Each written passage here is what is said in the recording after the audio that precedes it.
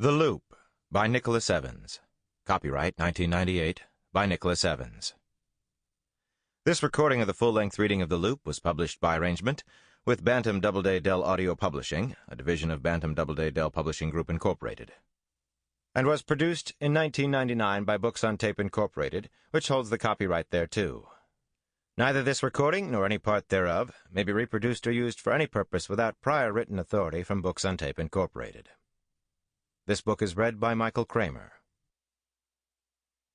The Loop by Nicholas Evans. This book consists of 36 chapters and is 434 pages long.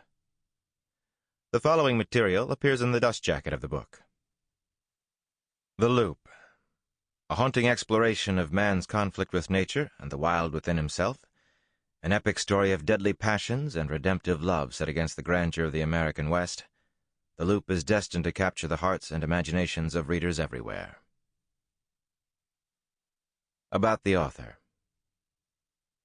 Nicholas Evans is the author of The Horse Whisperer, the #1 bestseller that has enthralled millions of readers around the world. He lives in London.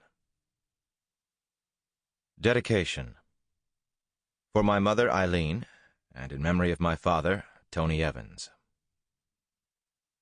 Acknowledgements.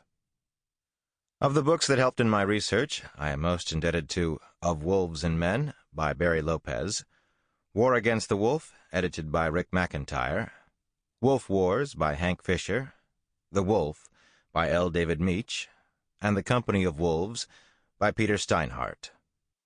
Of the many people who helped, I would particularly like to thank Bob Ream, Doug Smith, Dan McNulty, Ralph Thisted, Sarah Walsh, Rachel Wolstenholme, Tim and Terry Tew, Barbara and John Krause, J.T. Weisner, Ray Crone, Bob and Ernestine Neal, Richard Kenck, Jason Campbell, Chuck Jonkel, Jeremy Mossop, Hugh Alban Davies, John Clayton, Dan Gibson, Ed Enos, Kim McCann, and Sherry Heimgartner. I'm especially grateful to the Cobb family, Ed Bangs, Mike Jimenez, Carter Niemeyer, Bruce Wida, Pat Tucker, and Kawani, the only wolf I can plausibly call a friend. Finally, for their patience, support, advice, acuity, and friendship while I wrote this book, warmest thanks must go to the following: Ursula Mackenzie, Linda Shaughnessy, Tracy Devine, Robert Bookman, Caradoc King, and the magnificent Carol Barron. The characters and events depicted in this novel are fictitious, as is the town of Hope, Montana. Any resemblance to actual people, events, or places is entirely coincidental. The Loop. Everything the power of the world does is done in a circle. The sky is round, and I have heard that the earth is round like a ball, and so are all the stars. The wind, in its greatest power, whirls. Birds make their nests in circles, for theirs is the same religion as ours. The sun comes forth and goes down again in a circle. The moon does the same, and both are round. Even the seasons form a great circle in their changing, and always come back again to where they were. The life of a man is a circle from childhood to childhood. And so it is in everything where power moves. Black Elk, Oglala Sioux, 1863 to 1950. Summer. Chapter 1. The scent of slaughter, some believe, can linger in a place for years. They say it lodges in the soil and is slowly sucked through coiling roots, so that in time all that grows there, from the smallest lichen to the tallest tree, bears testimony. Perhaps as he moved silently down through the forest on that late afternoon, his summer-sleek back brushing lower limbs of pine and fir, the wolf sensed it. And perhaps this vestige of a rumor in his nostrils, that here 100 years ago so many of his kind were killed, should have made him turn away. Yet on and down he went. He had set out the previous evening, leaving the others in the high country, where even now, in July, there lingered spring flowers and patches of tired snow in gullies shy of the sun. He had headed north along a high ridge, then turned east, following one of the winding rocky canyons that funneled the snowmelt down from the divide to the valleys and plains below. He had kept high, shunning the trails, especially those that ran along the water, where sometimes in this season there were humans. Even through the night, wherever it was possible, he had stayed below the timberline, edging the shadows in a trot so effortless that his paws seemed to bounce without touching the ground. It was as though his journey had some special purpose. When the sun rose, he stopped to drink, then found a shaded nook high among the slip rock and slept through the heat of the day. Now, in this final descent to the valley, the going was more difficult. The forest floor was steep and tangled with blowdown, like tinder in some epic fireplace, and the wolf had to weave his way carefully among it. Sometimes he would double back and find a better route so as not to puncture the silence with the telltale snap of a dead branch. Here and there the sun broke through the trees to make pools of vivid green foliage, and these the wolf would always skirt. He was a prime 4-year-old, the alpha of the pack. He was long in the leg and almost a pure black, with just the faintest haze of gray along his flanks and at his throat and muzzle.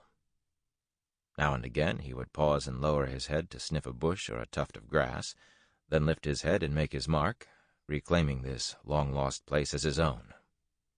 At other times he would stop and tilt his nose to the air, and his eyes would narrow and shine yellow as he read the scented messages that wafted on thermals from the valley below. Once, while doing this, he smelled something closer at hand, and he turned his head and saw 2 white-tailed deer, mother and fawn, no more than a dozen yards away, frozen in a shaft of sunlight, watching him. He stared at them, connecting in an ancient communion that even the fawn understood. And for a long moment all that moved were the spores and insects that spiraled and glinted above the deer's heads. Then, as if deer and insect were of equal consequence to a wolf, he looked up and again assessed the air. From a mile and a half away came the mingled smells of the valley, of cattle, dogs, the acrid tang of man's machines. And though he must have known, without ever being taught, the peril of such things, yet on again he went and down, the deer following him with inscrutable black eyes until he was lost among the trees. The valley which the wolf was now entering ran some 10 miles due east in a widening glacial scoop toward the town of Hope. Its sides were ridged and thick with pine, and viewed from above seemed to reach out like yearning arms to the great sun-bleached plains that stretched from the town's eastern edge to the horizon, and countless more beyond. At its widest, from ridge to ridge, the valley was almost 4 miles wide. It was hardly perfect grazing land, though many had made a living from it, and 1 or 2 grown rich. There was too much sage and too much rock, and whenever the pasture seemed about to roll, some coulee or creek, choked with scrub and boulders, would gouge through and cut it off. Halfway down the valley, several of these creeks converged and formed the river which wound its way through stands of cottonwood to Hope, and on from there to the Missouri. All of this could be surveyed from where the wolf now stood. He was on a limestone crag that jutted from the trees like the prow of a fossilized ship. Below it, the land fell away sharply in a wedge-shaped scar of tumbled rock, and, below that, both mountain and forest gave way grudgingly to pasture. A straggle of black cows and calves were grazing lazily at their shadows, and beyond them, at the foot of the meadow, stood a small ranch house. It had been built on elevated ground, above the bend of a creek whose banks bristled with willow and chokecherry. There were barns to one side and white-fenced corrals.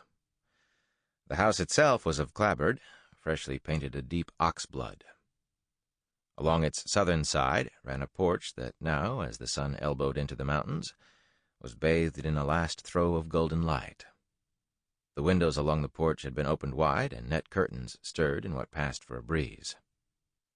From somewhere inside floated the babble of a radio, and maybe it was this that made it hard for whoever was at home to hear the crying of the baby. The dark blue buggy on the porch rocked a little, and a pair of pink arms stretched, craving for attention from its rim. But no one came. And at last, distracted by the play of sunlight on his hands and forearms, the baby gave up and began to coo instead. The only one who heard was the wolf. Sample complete. Ready to continue?